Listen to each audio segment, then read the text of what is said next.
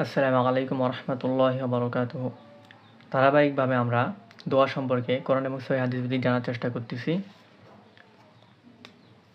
এখন আমরা জানব ইনশাআল্লাহ দোয়া, দরুদ ও জিকিরের শুরুতে কি বিসমিল্লাহ পড়তে হবে। এটা 10 পৃষ্ঠায় আছে, আমরা দেখি কি বলা আছে। এই প্রশ্নের উত্তর এই তো, দোয়া, দরুদ ও জিকিরের শুরুতে কি বিসমিল্লাহ পড়তে হবে। এখানে বলা আছে যে কোনো সাধারণ দোয়া, জিকির ও তাসবিহ পাঠের শুরুতে আউযু বিল্লাহ ও বিসমিল্লাহ পড়তে হবে না। তবে দোয়া ও জিকির হিসেবে কোরআনের কোনো অংশ পাঠ করলে প্রথমবার পাঠের সময় আউযু বিল্লাহ পড়তে হবে, আর প্রতিটি সূরা পাঠের শুরুতে বিসমিল্লাহ পড়তে হবে।